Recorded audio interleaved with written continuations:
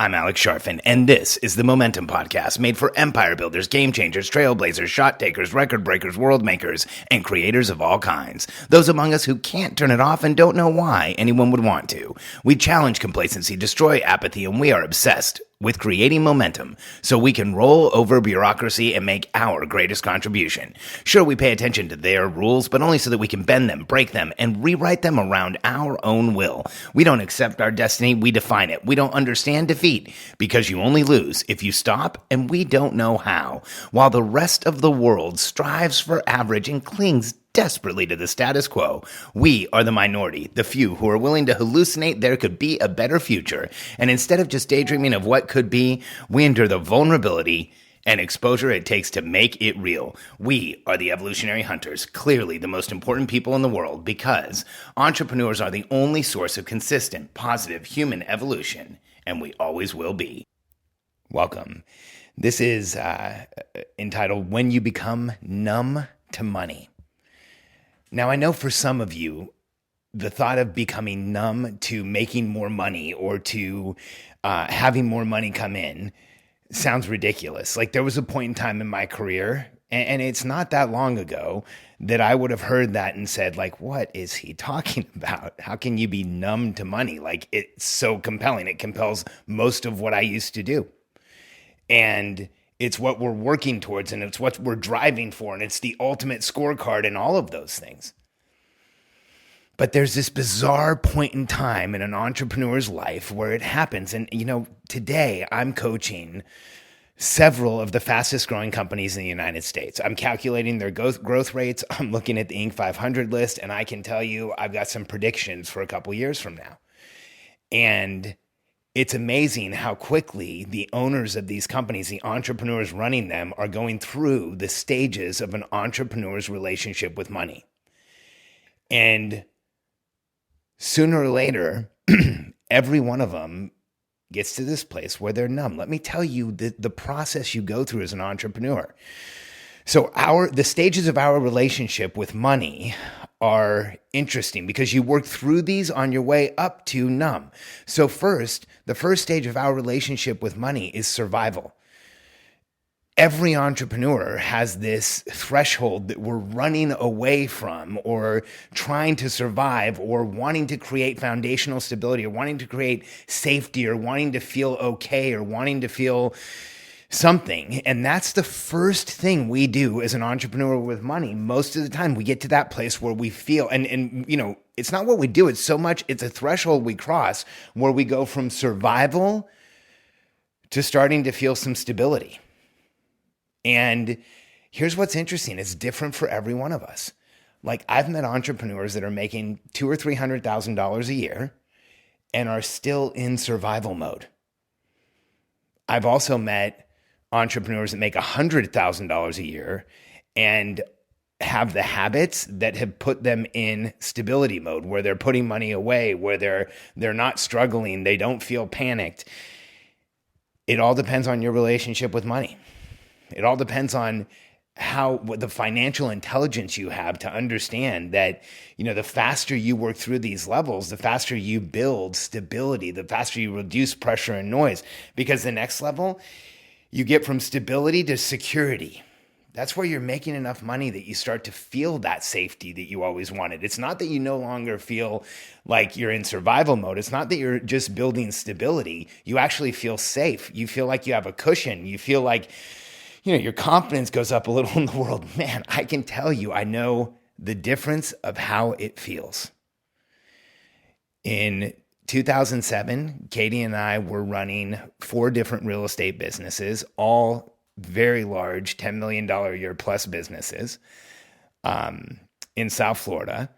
Or 3 of them were $10 million plus. The property management company wasn't, but all of them were in South Florida. And 4 of them were in the top 6 fastest depreciating zip codes in the United States. We lost like 70% of our portfolio value in 9 months, which in real estate is overnight. And the real estate industry in Florida literally shut down. Everybody talks about the crisis of 2008. For us, it was 2007. It was devastating. We went bankrupt. And Katie and I went from having millions of dollars to a place where we had equity in every property. We were conservative investors. We had 20-30% equity in every property. We lost it all. It was millions. And we went from having this massive backstop of finances to nothing overnight. And I can tell you, like, you feel the return to survival mode. We felt the return to survival mode. Like, as I share this, man, it's like I have to like breathe a little bit, because I remember just how exposed I felt, because I remember how vulnerable we felt, how exposed we felt, how unsafe it felt, how precarious, and like how much I wanted to get out of that feeling. I wanted to get out of the feeling so bad, it wasn't as bad as the first time I was in survival mode. Because the first time I was in survival mode, I didn't have perspective of what it felt like to get up to security. The first time I was in survival mode, I didn't have perspective about how much different life was when you earned your way and worked your way to security. And I think that's why, that and having experience is why Katie and I, when we did go bankrupt, we were fortunate. Let's be honest. I was really fortunate that Katie believed in me, and she believed in us, because we were going bankrupt, and I told her I had this idea to write an information product, something we had never done before, and sell it to real estate agents and train them how to do distressed sales, which I had experienced in because I was like doing a ton of stuff with them in our investment companies. And I was going to go lead realtors and solve the foreclosure crisis. And I told her that, and she was like, okay, what are we going to do? And we did that. And we were liquid millionaires within 12 months of going bankrupt. Man, it was brutal. The first year we sold 15,000 agents, and we went quickly through, not 15,000. The first year we sold 1,500 agents. And thankfully, after going bankrupt, we were quickly out of survival mode and into some sort of stability mode. But I'll tell you, once you've gone bankrupt, like, stability doesn't feel like stability anymore. You want to get back to security, and then to step 4, luxury. If you're doing it right, you go through survival mode, you build stability, then you build the level of security, then you go out and you start doing some luxury stuff. I tell people all the time, after Katie and I went bankrupt, I was driving a 1994 Ford Ranger that had been used on a farm that I got really inexpensively, and it had 144,000 miles on it, and there wasn't a good body panel on the entire thing. But when we were bankrupt, like, we weren't going to spend money, and so I got the deal I could get, and I drove that until well after we had a liquid $1 million in the bank. And then I bought a car, not for luxury, for security, because Katie went out and drove that car one day and came back and said, okay, you can't drive that car anymore. We have $1 million in the bank and it's dangerous. And she was right. Like, it used to fishtail quite a bit. It had 144,000 miles on it. The whole suspension was completely shot, but I was like, I wanted to get back to security, back to the high level. And, when we were there, like, I didn't feel it yet, because, again, the perspective of having lost it. And so if you do things right, you go through survival, through stability, to security, and then to luxury. And luxury is, here's what happens. You can go out and get what you want. You can get a really nice house. Like, Katie and I have a really nice house. We go to other houses that are really super nice, but, like, I'm always there thinking, I don't know if I'd trade my house for this house. And I've even been to houses that are worth like 2 or 3 times as much as our house. Like, I did a presentation here in Austin in a house that had like a waterfall inside and a swim through pool and all kinds of other stuff. I don't know if I would have traded my house though. Like we've customized it.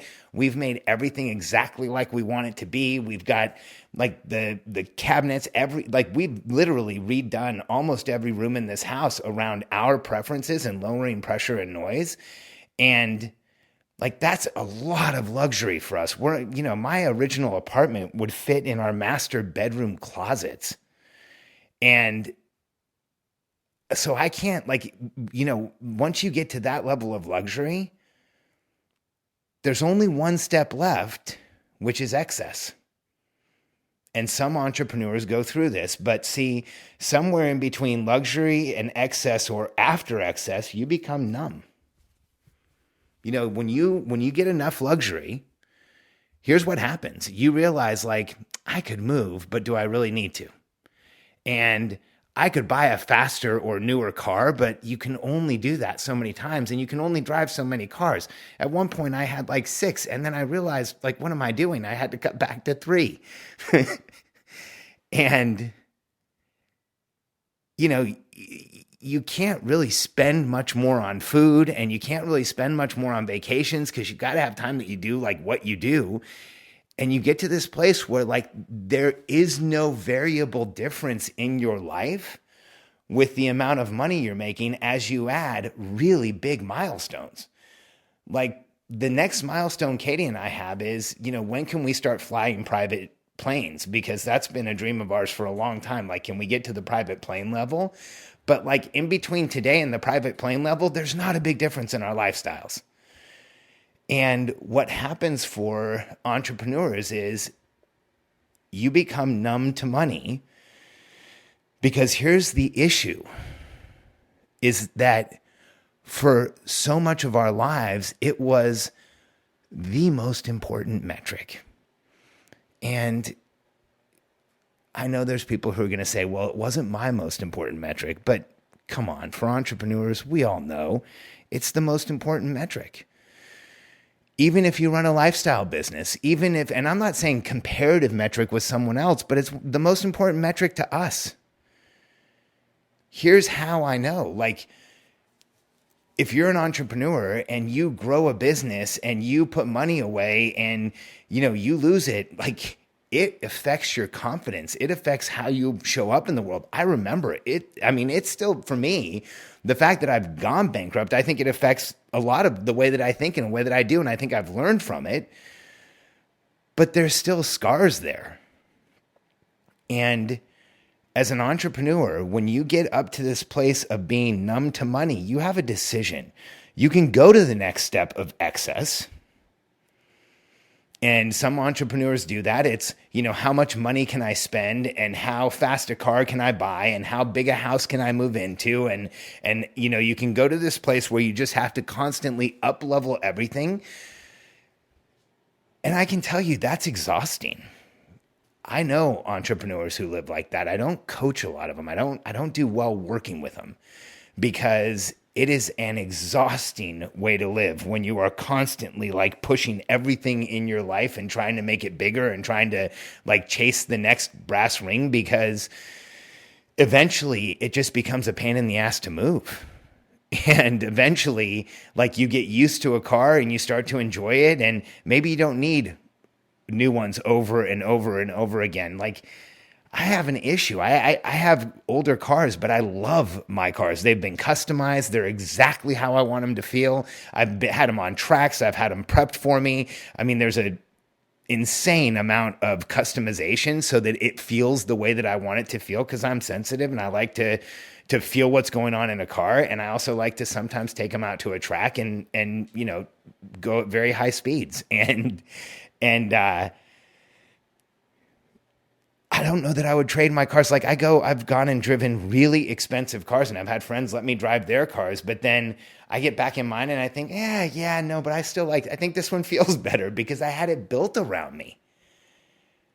And so Katie and I have a hard time getting to that place of excess. Some might actually look at our lifestyle today and call it excess, but I've seen some crazy excess and just consistent and constant pushing to get bigger. And what eventually happens is it doesn't matter how far you drive that coin of excess, you still become numb to money.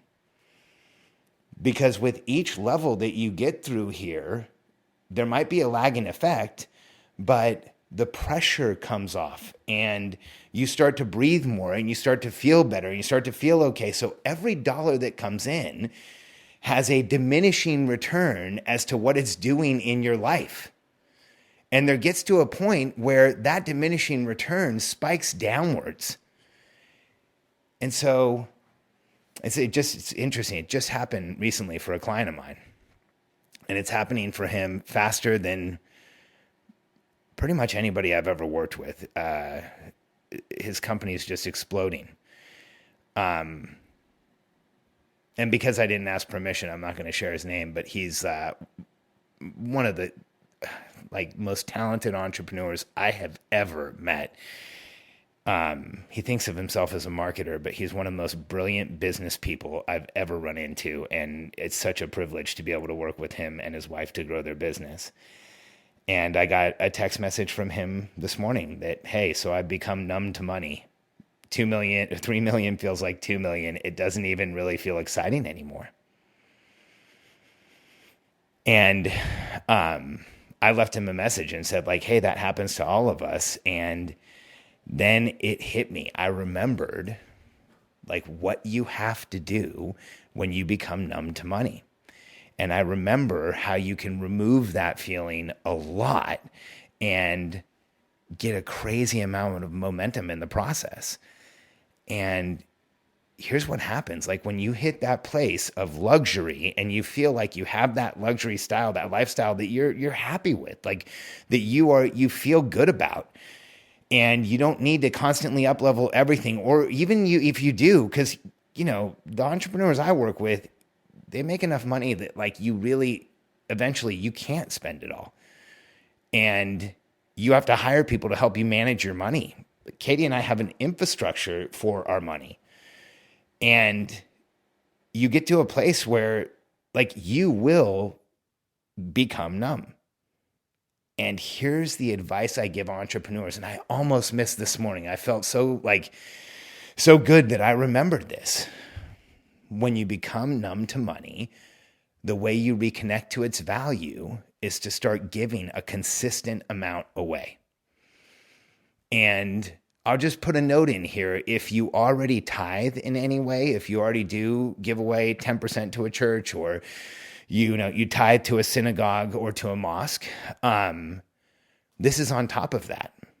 Start giving a significant percentage away. And here's what will happen. It will reconnect you to the power that money has. It will reconnect you to the impact that money has. Because what is it after all? It's a means of exchange. It's a way to keep score. Money is just an accounting system. But what it is we are exchanging contribution from one to another.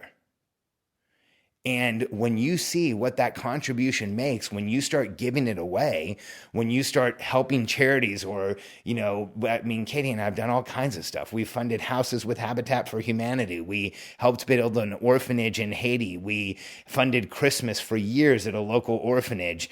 We funded a women's shelter. And you start doing things we funded hundreds of entrepreneurs on Kiva.com, which is an incredible charity site where you can go fund an entrepreneur in another country for a couple $100. You can fund their business, and then you get reporting back as to how they're doing. It's incredible. In fact, 95% of everything we've ever put into Kiva has been returned to us so we could loan it again. So you loan it to people in microloans, and then it comes back and it goes out. We've funded, I don't know how many wells with charity water. And here's what happens. You start doing that stuff and you can't be numb to money. Because I remember thinking, hey, if we make X number of dollars more, we can get this many more thousands of people with wells in Africa. If we do this number of dollars more, we can fund this more percentage of another house with Habitat for Humanity. If we do this much more, what else can we do to go cause a massive effect in the world? And when you become numb to money, if you start making the decision to give a significant percentage away, everything changes. There's a reason why this is part of every major theology, why giving away something is part of every major theology. But it's also just that energetic thing that it is no longer just you.